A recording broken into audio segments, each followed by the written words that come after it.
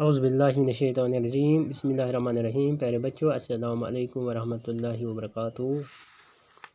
آج ہم 8ویں جماعت کے اس کلاس میں اردو کے مضمون میں جو کہ آج کا ہمارا جو سبق ہے وہ سیتا جی کی آوزاری کے باقی ماندہ جو سوالات ہیں ان کو حل کرنے کی کوشش کریں گے ہم۔ تو بچوں آپ سے گزارش ہے کہ آپ اپنی کتاب میں کھولیں، صفحہ نمبر 40 کو دیکھیے جہاں پر آج کا سبق موجود ہے۔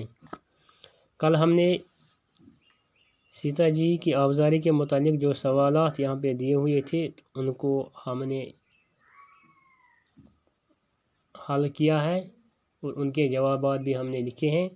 تو آج جو باقی ماندہ سوالات ہیں تو ان کو بھی جوابات لکھنے کی کوشش کریں گے۔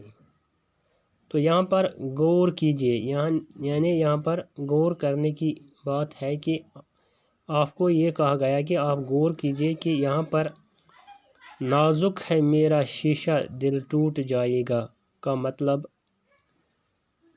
ہے میرا دل شیشے کی طرح نازک ہے۔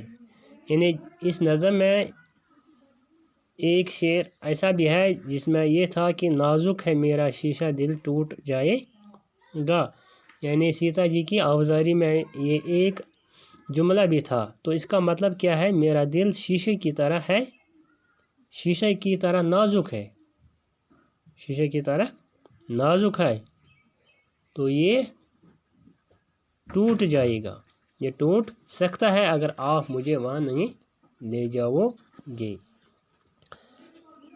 دوسرا جو یہاں پہ پہلو میں بن کے صبر و شکیب جگر رہی، اس کا کیا مطلب ہے؟ پہلو میں بن کے صبر و شکیب جگر رہی کا مطلب ہے میں صبر و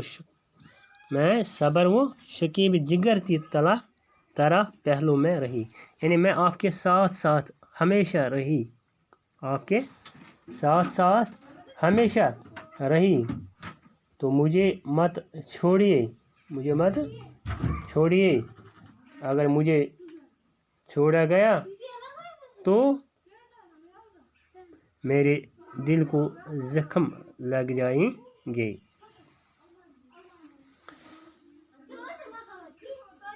کھسپوش جو پڑا مجھے ہوگا صنم کدا، آوزاری میں سیتا جی کی ایک اور یہ بات بھی یہاں نظم میں آئی ہے، وہ ہے کھسپوش جو پڑا مجھے ہوگا صنم کدا۔ اس کا مطلب ہے کہ کھسپوش جھونپڑا یعنی گھاس والا، گھاس سے بنا ہوا اگر چھوٹا سا جھونپڑا بھی ہو تو وہ میرے لیے آرام ہوگا، وہ میرے لیے صنم کدا کے مانند ہوگا، صنم کدا کے مانند ہوگا، یعنی مجھے اسی میں آرام ملے گا، مجھے اسی میں آرام ملے گا۔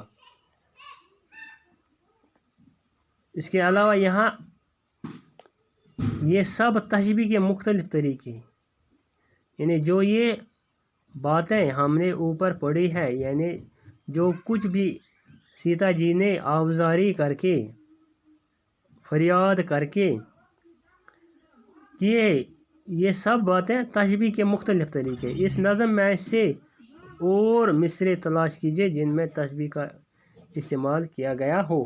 تو بچوں آپ کو یہ کہا جا رہا ہے کہ آپ بھی اسی طرح کے کچھ جملے یا کچھ الفاظ اس نظم میں ڈھونڈیے گا جو تشبیہ کے طور پر استعمال ہوئے ہیں۔ اس کے علاوہ یہاں پر نظم میں جدائی کے لیے کون کون سے الفاظ استعمال ہوئے ہیں، یعنی جو یہ نظم ہم نے پڑھی ہے اس میں جو الفاظ سیتا جی نے استعمال کیے ہیں، یعنی جدائی کے لیے کون کون سے الفاظ اس نے استعمال کیے ہیں، تو وہ آپ کو اس نظم میں سے ڈھونڈ نکالنے ہیں۔ یعنی ایک لفظ تھا یہاں پر جو اس نے استعمال کیا ہے، ہجر، جدائی، فراق بھی ایک لفظ استعمال کیا گیا ہے، ہجر اور فراق یہ بھی اس نے استعمال کیے ہیں۔ اس کے علاوہ یہاں پر یہ جیم پارٹ میں یہ کہا جا رہا رامچندر جی کے بارے میں مزید معلومات حاصل کرے اور انہیں اپنے الفاظ میں بیان کرے۔ यानी रामचंद्र जी उसके बारे में आप मज़ीद मालूमात हासिल करें और उन मालूमात को आप अपने अल्फाज में बयान करें। रामचंद्र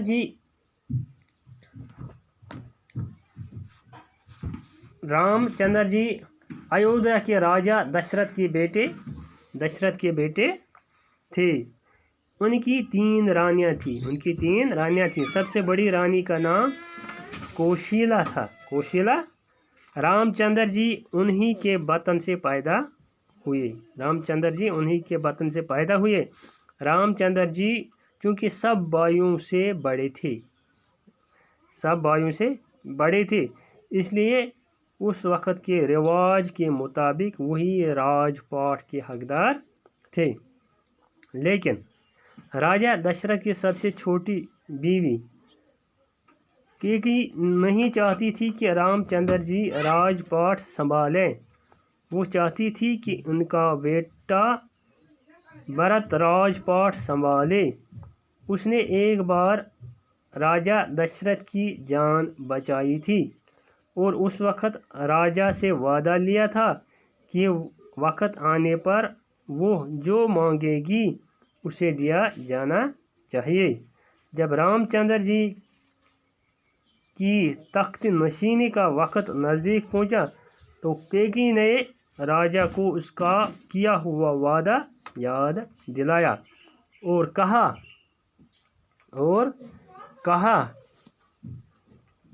कि राजा को इसके बेटे भरत को राजपाट देना होगा और रामचंद्र जी को 14 साल के लिए वन में भेजना होगा। वादे का पास रखने के लिए राजा दशरथ को ये मांग माननी पड़ी। रामचंद्र जी को अपने बाप के हुक्म के मुताबिक 14 साल के लिए वनवास लेना पड़ा। तो इस तरीके से ये जो मालूमात रामचंद्र जी के बारे में थी वो हमने अपने अल्फाज में यहाँ पे बयान की। तो इसके अलावा यहाँ पर याद कीजिए इस नज़म को ज़बानी याद कीजिए। यानी जो ये नज़म है, जो हमने नज़म ये पढ़ी है, तो ये आपसे कहा जा रहा है कि आप इस नज़म को ज़बानी याद कीजिए। तो बच्चों आपसे गुजारिश है कि आप इस नज़म को ज़बानी याद कीजिए। तो कोशिश कीजिए, तो अगर एक दिन में नहीं हो जाएगा तो कम से कम 2-3 दिन भी अगर इसमें लग सकते हैं तो कोशिश कीजिएगा कि इसको याद कीजिए। इसके अलावा यहाँ पर जो कुछ भी सवालात हमने किए, जिनके जवाबात हमने लिखे हैं, और ये भी जो रामचंद्र जी के बारे में हमने मालूमात हासिल करके इनको अपने अल्फाज में लिखे हैं इन अल्फाज को, तो इनको भी आपसे गुजारिश है कि आप इन सब को अपनी कॉपी पे तहरीर कीजिए। तो इस तरीके से आज का ये सबक यहीं पर ख़त्म होता है। इंशाअल्लाह कल हम आपके सामने एक बार फिर कोई दूसरा सबक लेके आऊँगा।